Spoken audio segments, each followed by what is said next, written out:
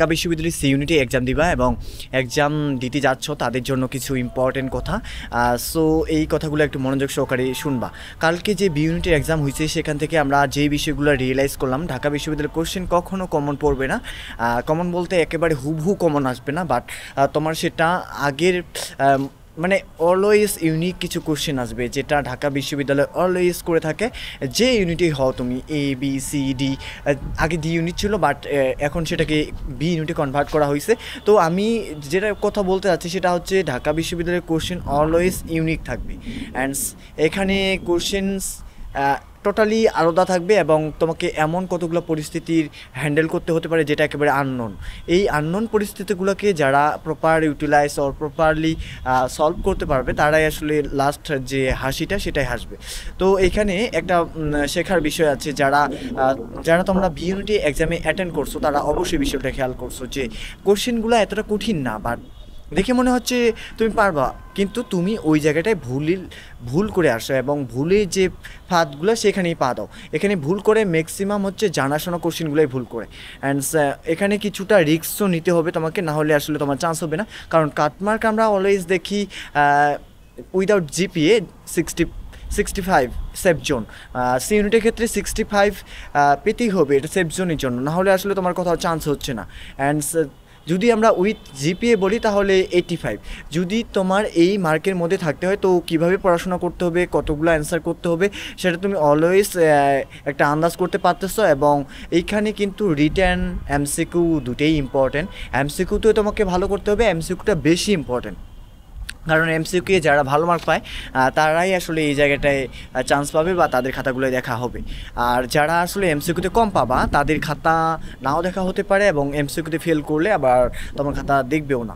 তো প্রত্যেকটা বিষয় খেয়াল রেখে পড়াশোনা করতে হবে। তোমরা এখানে তোমাদের যে টেক্সট বইয়ে যে সাবজেক্টগুলো বা ইন্টারমিডিয়েটে যে সাবজেক্টগুলো পড়ে আসছো, বাংলা, ইংরেজি, accounting, management, marketing or finance, যারা যেটা পড়ছো, তো সেইগুলো কিন্তু একেবারে বেসিক লেভেল থেকে কোশ্চেন আসবে।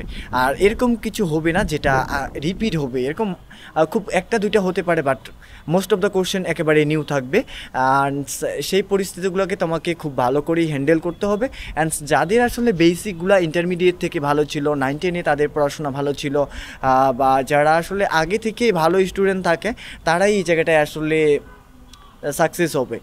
বাট যারা ভাবতেছো যে পড়াশোনা একেবারে মুখস্থ করে ফেলবা সব কিছু, এইভাবে আসলে পড়াশোনাটা মানে ঢাকা বিশ্ববিদ্যালয়ে অন্তত চান্স পাওয়া পসিবল না। কারণ কোর্সটা এমনভাবেই সেট করা হয়, এখানে আসলে একটা রাইট ওয়েতে স্টুডেন্টকে সিলেক্ট করে নেওয়ার জন্য সর্বোচ্চটুকু তারা ট্রাই করে। হয়তো এখানে কিছু মিস্টেক থাকতেই পারে, বাট এখানকার কোশ্চেনটা অন্যান্য ইউনিভার্সিটির সাথে ঢাকা ইউনিভার্সিটির কোশ্চেন এটাই আলাদা, এটার কারণেই আলাদা হয় আর কি, যে এখানে ইউনিক একটা বিষয় থাকে। অ্যান্ড অন্যান্য ইউনিভার্সিটিগুলোতে আমরা কিন্তু দেখি কোশ্চেন রিপিট হয় বারবার, বাট ঢাকা ইউনিভার্সিটির ক্ষেত্রে কোশ্চেন কিন্তু রিপিট হওয়ার চান্স খুবই কম থাকে।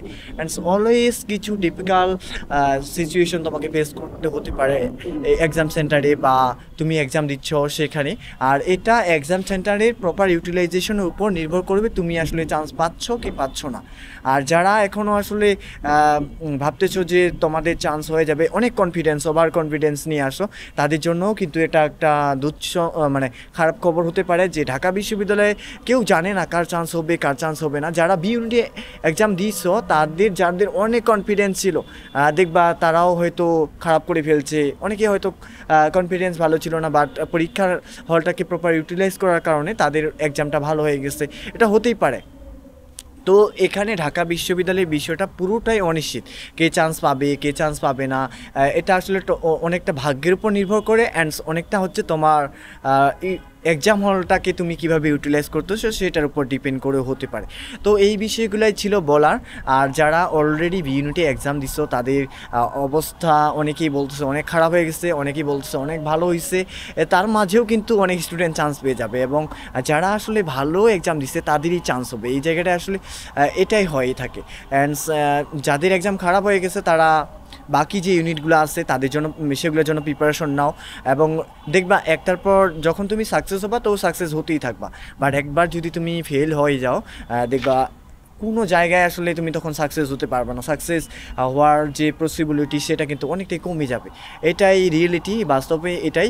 তো যারা এখনও আসলে জাস্ট আবেগের বসে ভাসতেছো, পড়াশোনা ঠিকভাবে করতেছো না, পড়াশোনায় ঠিকভাবে করতে হবে, কিন্তু একটু তোমাকে জাস্ট পড়াশোনা করলেও হচ্ছে না। এখানে আমরা কোশ্চেনগুলো দেখতে পাচ্ছি, পড়াশোনা করলেই যে তোমার কমন আসবে এরকমটাও না।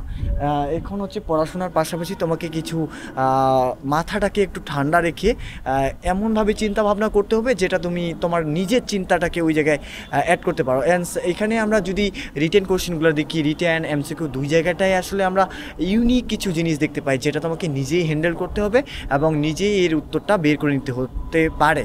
তো এরকম পরিস্থিতিকে সামাল দেওয়ার জন্য এবং সব কিছু তোমার মানে আন্ডারে নিয়ে আসার জন্য কিন্তু তোমাকে ওইভাবেই প্ল্যানিং করে যেতে হবে। এবং যারা কমার্সে পড়ছো তারা তো জানোই যে ম্যানেজমেন্টের একটা বৈশিষ্ট্য হচ্ছে প্ল্যানিং ওয়েতে আগানো।